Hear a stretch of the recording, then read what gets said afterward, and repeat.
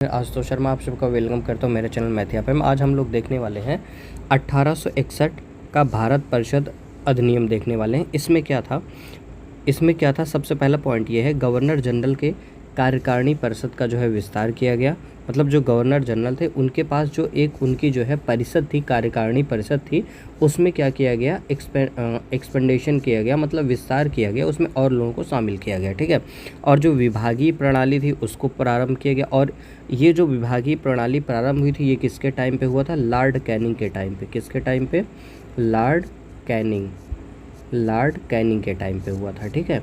ये पूछा जाता कभी कभी कि विभागीय प्रणाली किसके टाइम पे स्टार्ट हुआ था, तो आपको क्या बताना है? लॉर्ड कैनिंग के टाइम पे हुआ था। ठीक है। उसके बाद फिर क्या हुआ, जो गवर्नर जनरल थे उनको पहली बार हुआ था कि जो है जो कोई भी अध्यादेश होगा, ठीक, जो कोई भी अध्यादेश होगा उसको जो बनाने का जो पावर होगा वो गवर्नर जनरल उसको बना सकते हैं। ऐसा पहली बार जो है इस अधिनियम में बोला गया है। ठीक है। और ये जो अध्यादेश होगा उसका जो ड्यूरेशन होगा वो कितने मंथ का होता है?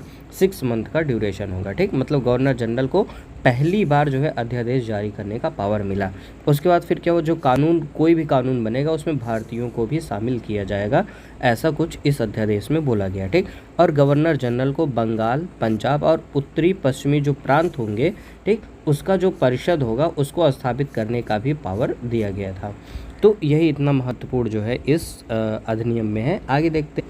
एक और महत्वपूर्ण चीज़ क्या है, 1862 ईस्वी में, ठीक ना, 1862 में लॉर्ड कैनिंग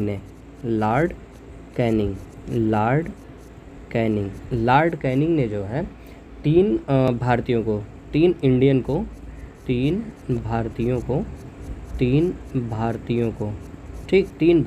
ये 3 भारतीय कौन थे उसको देख लीजिए। पहले नंबर पे आपके आते हैं बनारस के राजा,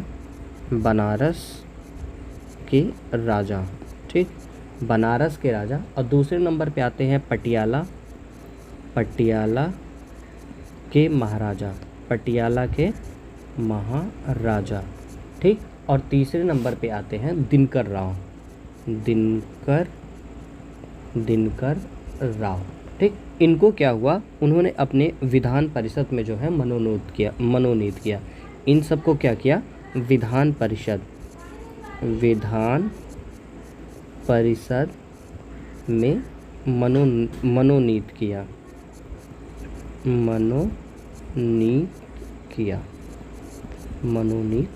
ठीक। मतलब ये 1862 में लॉर्ड कैनिंग ने 3 भारतीयों, पहला बनारस के राजा, दूसरा पटियाला के महाराजा, तीसरा दिनकर राव को अपने विधान परिषद में क्या किया? मनोनीत किया।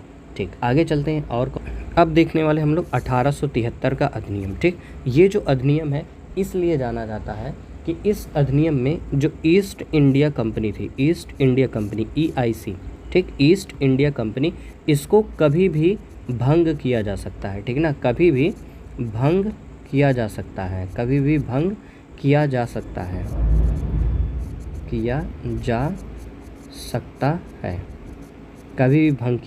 ठीक, मतलब इस अधिनियम के तहत ईस्ट इंडिया कंपनी है उसके पावर को कभी भी जो है भंग किया जा सकता है। और फाइनल है 1 जनवरी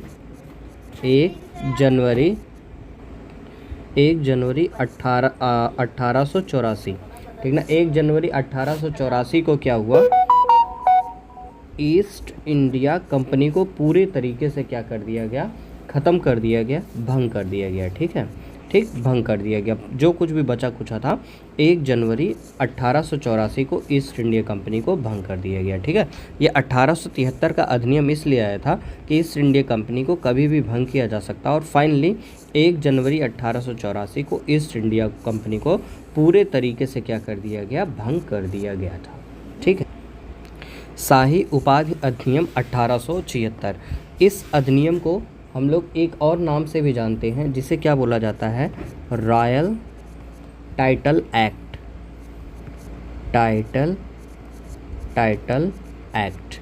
ठीक, आपसे कोई पूछे रॉयल टाइटल एक्ट क्या है तो आप क्या बोलेंगे? शाही उपाधि अधिनियम 1876 को ही रॉयल टाइटल एक्ट बोला जाता है। ठीक है। इसमें क्या हुआ था कि जो ब्रिटिश की महारानी थी, ठीक, ब्रिटिश की जो महारानी विक्टोरिया थी, उनको औपचारिक रूप से क्या बोला गया था? भारत की महारानी बोला गया। क्या बोला गया? भारत की महारानी बोला गया। भारत की महारानी, ठीक। जो महारानी विक्टोरिया थी, जो महारानी विक्टोरिया थी, महारानी विक्टोरिया थी, इनको क्या बोला गया? भारत की महारानी घोषित कर दिया गया था शाही उपाधि अधिनियम 1876 के एक्ट में। और उस समय जो पीएम थे, उस समय जो पीएम थे वो कौन थे? बेंजामिन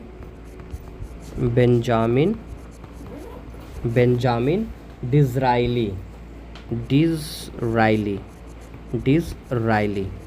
बेंजामिन डिज़राइली, जो उस समय जो है ब्रिटेन के पीएम थे वो कौन थे? बेंजामिन डिज़राइली थे। इन्होंने जो है 1876 में ये जो है अधिनियम लेके आए थे, शाही उपाधि अधिनियम। इस अधिनियम के तहत जो है महारानी विक्टोरिया को क्या कर दिया गया था? भारत की महारानी घोषित कर दिया गया था। और ये जो विक्टोरिया जी थी, इन्होंने क्या किया था? इसी सन में जो है ये पद जो है हासिल कर लिया था। लेकिन इसकी जो औपचारिक घोषणा थी, औपचारिक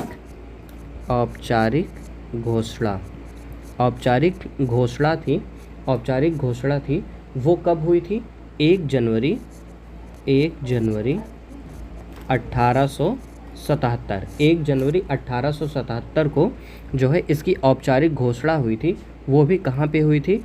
दिल्ली में हुई थी, ठीक ना। कब हुई थी? दिल्ली में हुई थी, ठीक। और इसी को ही क्या बोला जाता है? दिल्ली दरबार भी बोला जाता है, ठीक ना। क्या बोला जाता है? दिल्ली दरबार, ठीक। दिल्ली दरबार, ठीक। तो जब दिल्ली में दरबार लगा और उसमें जो है औपचारिक घोषणा की गई 1 जनवरी 1877 को, और किसने किया था? बेंजामिन डिज़राइली ने जो है घोषणा किया औपचारिक रूप से कि जो महारानी विक्टोरिया हैं उनको भारत की महारानी घोषित किया गया। लोग देखने वाले हैं 1892 का भारत परिषद अधिनियम, ठीक। इस अधिनियम में जो है सबसे पहला जो बेनिफिट था वो मिला था कि अप्रत्यक्ष चुनाव प्रणाली की शुरुआत हुई। मतलब क्या? अप्रत्यक्ष चुनाव प्रणाली, चुनाव प्रणाली की जो है शुरुआत की गई। और राजस्व अथवा बजट पर बहस करने का भी अधिकार मिला इस अधिनियम से। और जो कार्यकारिणी होती थी, जो कार्यकारिणी सभा बुलाई जाती थी, उनसे जो है सवाल पूछने का अधिकार भी इनको मिला। बशर्ते जब उनको सवाल पूछना होता था तो उसके 6 दिन पहले उनको जो है बताना पड़ता था कि हमको ये सवाल जो है आपसे पूछना है, ठीक है। तभी वो जो है कार्यकारिणी से सवाल पूछ सकते थे, ठीक। और इसी टाइम पे बाल गंगाधर तिलक, बाल गंगाधर तिलक ने जो है नारा दिया था, स्वराज हमारा जन्मसिद्ध अधिकार है। स्वराज्य हमारा जन्मसिद्ध अधिकार है। जन्मसिद्ध अधिकार है, ठीक। मतलब अगर कोई पूछे कि बाल गंगाधर तिलक ने किस अधिनियम में जो है ये नारा दिया था, स्वराज हमारा जन्मसिद्ध अधिकार है, तो वो क्या है? 1892 का भारत परिषद अधिनियम। और इसी टाइम पे जो सुरेंद्र नाथ बनर्जी थे, सुरेंद्र नाथ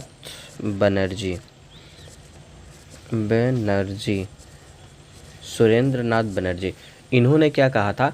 यह जो अधिनियम है भारत में संसदीय शासन व्यवस्था में नींव का पत्थर साबित होगा, ठीक है। ये जो अधिनियम है, उन्होंने बोला कि यह जो अधिनियम है संसदीय शासन व्यवस्था में, संसदीय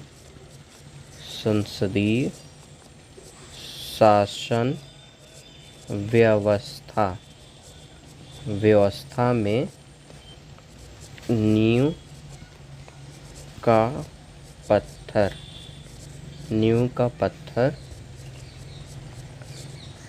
साबित होगा, ठीक। अगर आपसे पूछा जाए कि ये स्टेटमेंट किसका था, संसदीय शासन व्यवस्था में नींव का पत्थर साबित होगा, ये जो है आपका 1892 का भारत परिषद अधिनियम, तो वो कौन थे? सुरेंद्र नाथ बनर्जी ने जो है ये स्टेटमेंट दिया था। अब हम लोग देखने वाले हैं 1909 का भारत परिषद अधिनियम, ठीक। 1909 का भारत परिषद अधिनियम में क्या है, सबसे पहले क्या हुआ, 1906 में ब्रिटिश संसद में एक अधिनियम पारित हुआ। ठीक, 1906 में ब्रिटिश संसद में एक अधिनियम पारित हुआ। ठीक, जिसे क्या हुआ, ब्रिटिश भारत में, मतलब जिसे ब्रिटिश भारत में स्वशासन प्रणाली स्थापित करने के लिए पारित किया गया था। ठीक, आप ये कह सकते हैं कि 1906 में ब्रिटिश संसद में एक अधिनियम पारित हुआ जिसे ब्रिटिश भारत में लाया गया। और क्यों लाया गया, यहाँ पे स्वशासन प्रणाली स्थापित की जा सके, इस वजह से ये अधिनियम लाया गया और पारित किया गया इसे। ठीक है, और इस अधिनियम को जो है हम लोग क्या बोलते हैं, मार्ले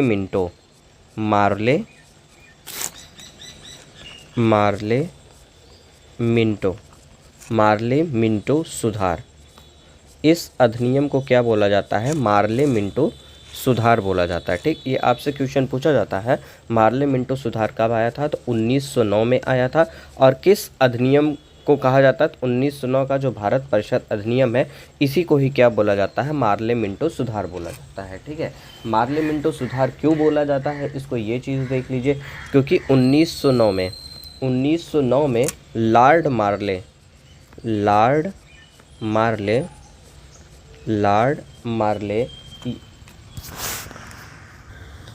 भारत के राज्य सचिव थे। भारत के राज्य सचिव थे। और जो मिंटो थे, लॉर्ड मिंटो, ये क्या थे, भारत के वायसराय।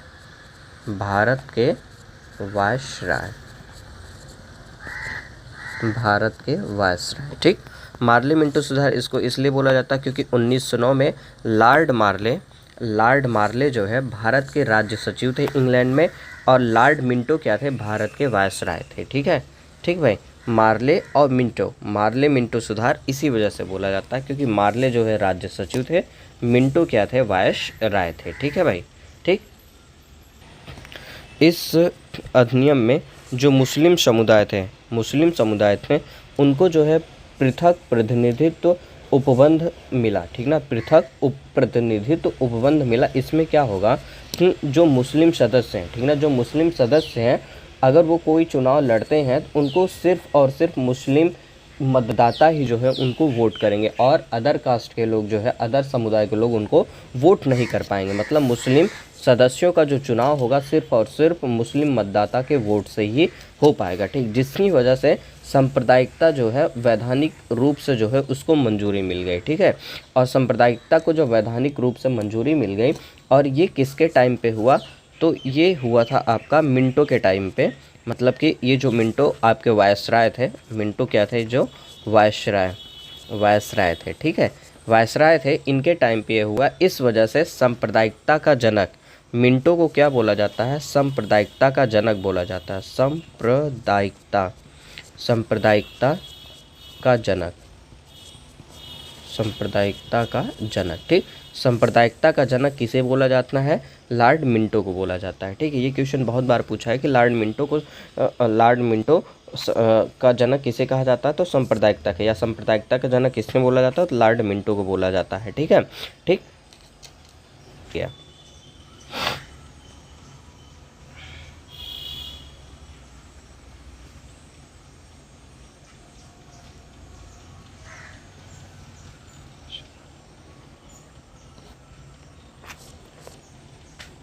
जो प्रांतीय परिषद थे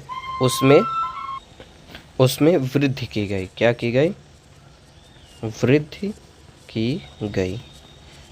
की गई। ठीक, जो प्रांतीय परिषद थे उसमें क्या की गई, वृद्धि। ये जो आपके सत्येंद्र प्रसाद सिन्हा, ये वायसराय के परिषद में जुड़ने वाले सबसे पहले इंडियन थे। ये आपसे कभी पूछा जाए कि वायसराय के परिषद कार्यकारी परिषद में जुड़ने वाले सबसे पहले इंडियन कौन थे, तो वो कौन थे, सत्येंद्र प्रसाद सिन्हा थे। और ये किस पोस्ट पे थे, ये विधि सदस्य। क्या थे, ये विधि सदस्य के रूप में नामित थे। विधि सदस्य मतलब जो नियम कानून बनाने वाले मेंबर होते हैं उसमें जो है सत्येंद्र प्रसाद सिन्हा को जो है शामिल किया गया था। कभी कभी आपसे ये पूछा जाता है कि मार्ले मिंटो सुधारों ने हमारा सर्वनाश कर दिया, ये किसका स्टेटमेंट है? आप बताएंगे किसका स्टेटमेंट है? महात्मा गांधी का। किसका स्टेटमेंट है? महात्मा गांधी का। ठीक, पूछा जाए कि मार्ले मिंटो सुधारों ने हमारा सर्वनाश कर दिया, किसका स्टेटमेंट है? आप क्या बताएंगे? महात्मा गांधी। अब हम लोग देखने वाले हैं भारत सरकार अधिनियम 1919। ठीक है, ये क्या है? इस अधिनियम को हम लोग एक और नाम से जानते हैं जिसे क्या बोला जाता है? मॉन्टेग्यू चेम्सफोर्ड सुधार बोला जाता है। मॉन्टेग्यू चेम्सफोर्ड सुधार के नाम से जाना जाता है। इसको इस नाम से क्यों जाना जाता है? क्योंकि उस समय जो भारत मंत्री थे मॉन्टेग्यू थे, ठीक, और जो वायसराय थे वो क्या थे? चेम्सफोर्ड थे। इस वजह से इसको क्या बोला जाता है? मॉन्टेग्यू चेम्सफोर्ड सुधार के नाम से ये अधिनियम जाना जाता है। ठीक है, सबसे पहले क्या हुआ? 20 अगस्त 1917 में ब्रिटिश संसद में जो भारत मंत्री मॉन्टेग्यू थे, इन्होंने क्या बोला कि हमको जो है भारत में उत्तरदायी शासन की व्यवस्था करनी है। किसकी व्यवस्था करनी है? उत्तरदायी शासन की व्यवस्था करनी है। ठीक है, ठीक, उसके बाद क्या हुआ? 1918 में ये जो सुधार है उसको क्या किया गया? सबसे पहली बार प्रकाशित किया गया और 1921 में जो है भारत में जा कर के इसको क्या कर दिया गया? लागू कर दिया गया। 1921 में ये जो है लागू कर दिया गया। अब देखते हैं इसके क्या क्या जो है विशेषताएं थी उसके बारे में जान। इस अधिनियम में सबसे पहला काम ये हुआ, जो भारत के सचिव का नियंत्रण होता था, भारत में जो सचिव थे उनका जो नियंत्रण होता था वो क्या हो गया? थोड़ा थोड़ा करके कम हो गया। ठीक है, प्रांतों में जो नियंत्रण होता था वो क्या हो गया? कम हो गया। और इस अधिनियम से क्या हुआ? द्विसदनात्मक विधायिका जो है उसका जो है स्थापना की गई। किस विधायिका की? द्विसदनात्मक विधायिका की स्थापना की गई। द्विसदनात्मक का मतलब क्या हो गया? आपका एक केंद्रीय विधायिका हो गई, राज्य परिषद और केंद्रीय विधायिका, केंद्रीय विधानसभा, केंद्रीय विधानसभा। द्विसदनात्मक विधायिका इसमें जो है पेश किया गया। पहला क्या हुआ? राज्य परिषद, दूसरा क्या हुआ? केंद्रीय विधानसभा। ठीक है, अब क्या है, जैसे राज्य परिषद थे उसमें जो सदस्यों की संख्या थी वो कितनी होती थी? 60 होती थी। ठीक, जिसमें से क्या होते थे? 34 जो है आपके निर्वाचित होते थे। 34 क्या होते थे? निर्वाचित होते थे। 34 निर्वाचित होते थे और उनका जो कार्यकाल था वो कितना था? 5 ईयर के लिए उनका टेन्योर था। ठीक ना, उनका टेन्योर कार्यकाल कितना था? 5 साल के लिए होता था। ठीक, और जो केंद्रीय विधानसभा थी उसमें कितने सदस्यों की संख्या होती थी? 144। कितने सदस्यों की संख्या थी? 144 होती थी, जिसमें से 104 निर्वाचित होते थे, निर्वाचित होते थे, और जो रेस्ट 40 होते थे वो क्या होते थे? मनोनीत होते थे। क्या होते थे? मनोनीत किए जाते थे। किसी के द्वारा जो है वो बोल दिए जाते थे कि ये जो है वहाँ के सदस्य होंगे। इस तरीके से उनका जो है मनोनयन किया जाता था। बाकी ये जो निर्वाचित होते थे इनको वोट के आधार पे जो है निर्वाचित किया जाता था। ठीक, इनका जो कार्यकाल था वो कितने साल के लिए था? 3 साल के लिए था। इनका जो टेन्योर था वो कितना था? 3 साल के लिए इनका। और प्रांतों में जो है द्वैत शासन का जो है क्या किया गया? प्रवर्तन किया गया। मतलब प्रांत में जो है द्वैत शासन की व्यवस्था लागू की गई। और आपसे कभी कभी ये पूछ लिया जाता है कि द्वैत शासन के जो जनक हैं, द्वैत शासन के जो जनक हैं वो कौन है, उनका क्या नाम है? तो आंसर क्या होगा? लियोनस कार्टियस। ठीक, लियोनस कार्टियस। आपसे पूछा जाए लियोनस कार्टियस कौन थे तो वो क्या बताएंगे आप? द्वैत शासन के जनक थे। द्वैत शासन का जनक किसे बोला जाता है? लियोनस कार्टियस को बोला जाता है। इस अधिनियम के अनुसार जो प्रांत था, ठीक ना, जो प्रांत था इसके जो विषय थे, ठीक ना, इसके जो विषय थे इसको 2 भाग में बांटा गया। ठीक है, 2 भाग में बांटा गया। सबसे पहले नंबर पे क्या था? आरक्षित। ठीक, दूसरे नंबर पे क्या था? आंतरित। दूसरे नंबर पे क्या था? आंतरित, या फिर इसी को क्या बोला जाता है? हस्तानांतरित।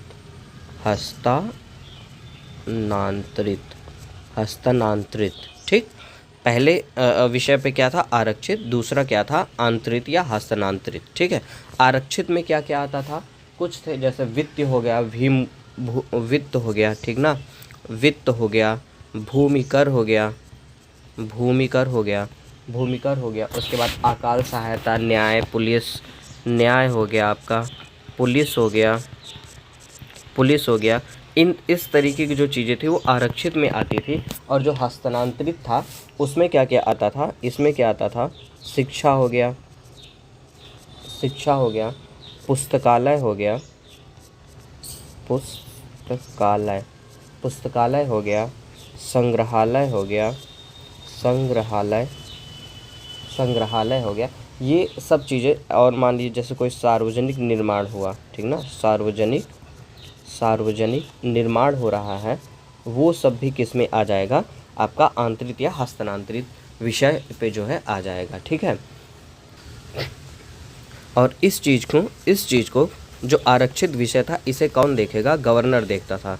इसे कौन देखते थे, इसे गवर्नर देखते थे। और इस विषय को कौन देखते थे, गवर्नर के जो मंत्री थे, गवर्नर के जो मंत्री थे, गवर्नर के जो मंत्री थे उसे ये लोग देखते थे, ठीक ना, मंत्री लोग देखते थे। मंत्री क्या देखते थे, आंतरिक विषय को देखते थे, और गवर्नर आरक्षित विषय को देखते थे। ठीक, और ये जो आपका द्वैत शासन था, ये जो द्वैत शासन था ये 1935 का जो अधिनियम आया उसमें क्या कर दिया गया, समाप्त कर दिया गया। ये जो द्वैत शासन का अधिनियम था उसको जो है 1935 के अधिनियम से क्या कर दिया गया, पूरी तरीके से समाप्त कर दिया गया। इस अधिनियम से जो राज्य सचिव होते थे, कौन, जो राज्य सचिव होते थे, जो राज्य सचिव होते थे उन्होंने एक महालेखा का जो है नियुक्ति, महालेखा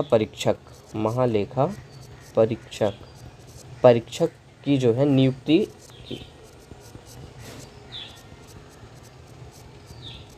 नियुक्ति, जो इस अधिनियम से राज्य सचिव जो है महालेखा परीक्षक का नियुक्ति कर सकते थे। ठीक है भाई, ठीक।